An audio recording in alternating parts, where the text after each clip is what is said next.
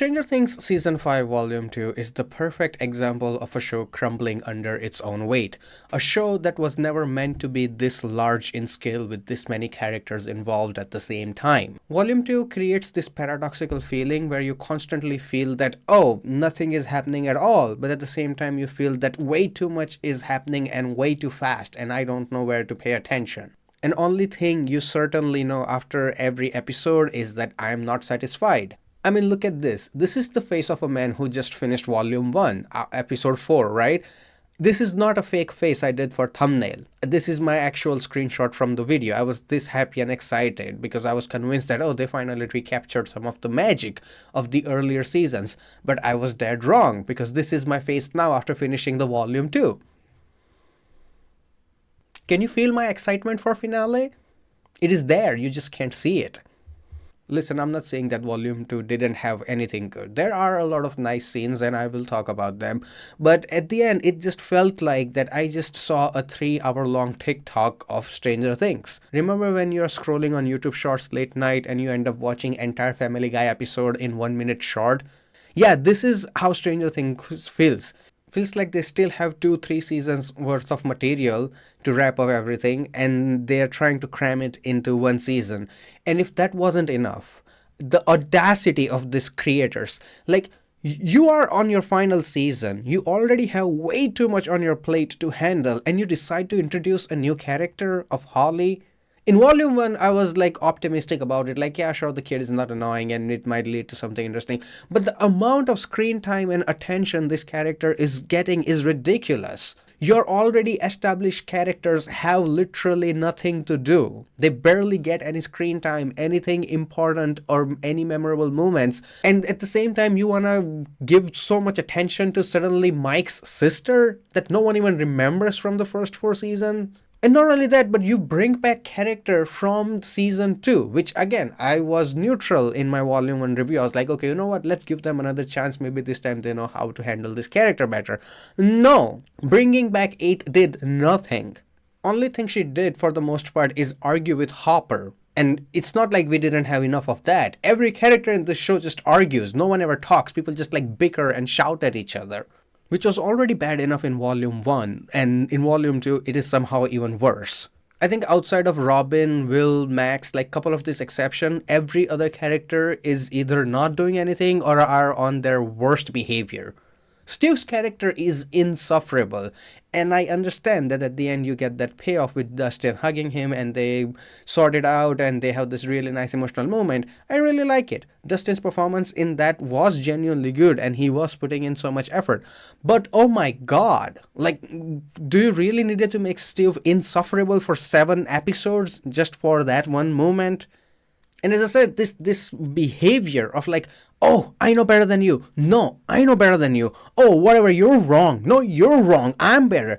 And when they get tired of this, they have another formula, which is like, hey guys, I suddenly had this realization. I'm gonna have this eureka moment where I will explain the plot for the 4th time. We have to do this because the series has become unnecessarily convoluted and half of the audiences are on their phone. So here, let me explain this step by step. And the more I explain, less sense it will make. It is so exhausting, man. Like, majority of setups just didn't have that interesting payoff from Volume 1. And in Volume 1, I also said that Robin is my favorite character, and same was in Volume 2, and I realized, like, what is it that about, like, Robin talking with Will or Robin talking with her girlfriend?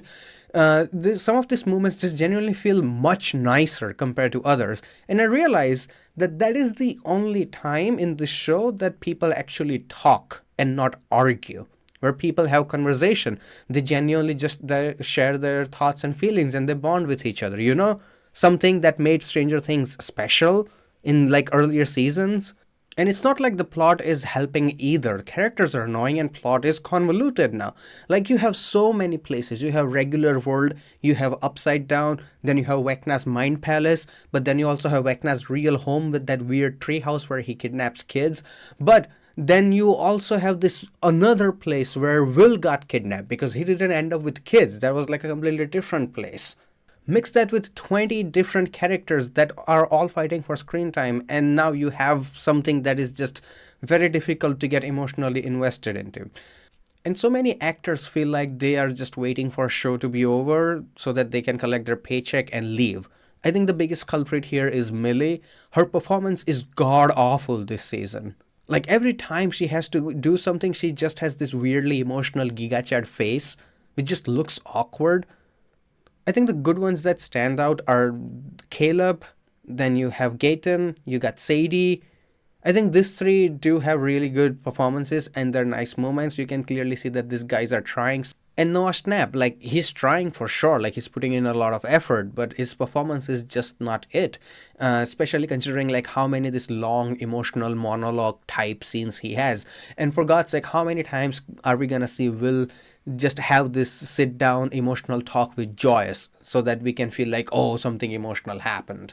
On the positive, the production still kicks ass. Special effects were fantastic for the most part, except like in Upside Down couple of scenes you can see that it's very clearly green screen. But hey, overall the show still looks phenomenal. It sounds great. The costumes are amazing, especially Max and like those pants that she's wearing with patches. I really want to get those. Like they look amazing. Vecna and like the actor who plays it, whenever they're on screen, they just kill it. Looks amazing.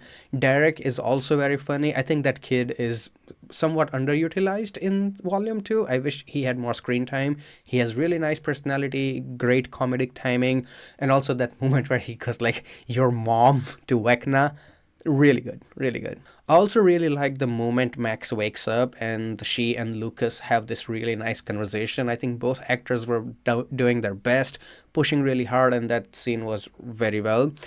I really liked that dog scene as well, like Robin and her girlfriend. That entire conversation was very funny. I liked it.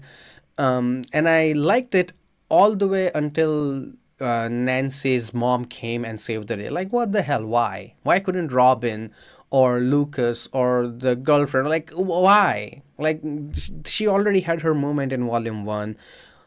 I am 100% sure this lady either has like one of the best agents in the game or she has some kind of dirt on the producers. I don't know why.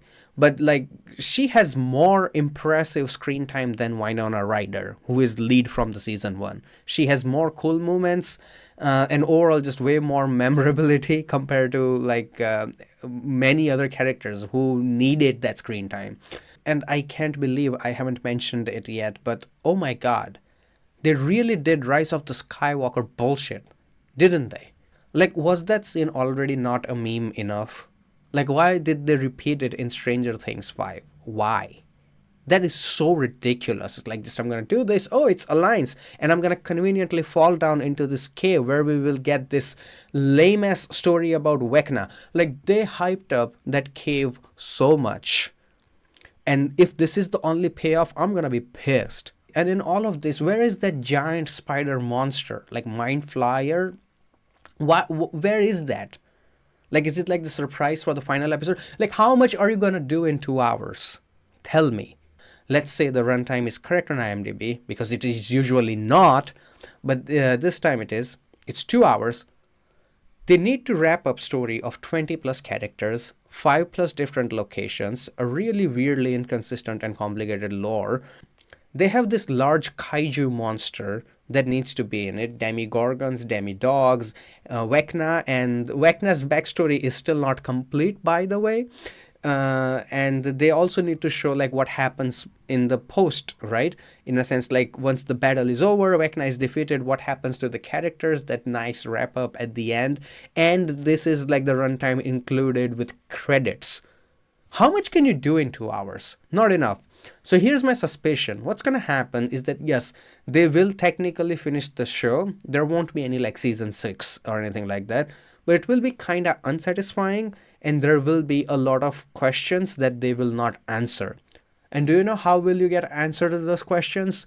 Spin-offs. They will create spin-off or some other related shows. And you will have to watch those to get the answer for this one. So overall, yes, I will watch finale. I will make a video about it. We will talk. It will be a lot of fun. But in general, I'm a lot less excited about it and I'm way more cautious. So yeah, that's it. Thank you for watching. I will see you next time. Till then, goodbye, take care, and have some fun with fiction.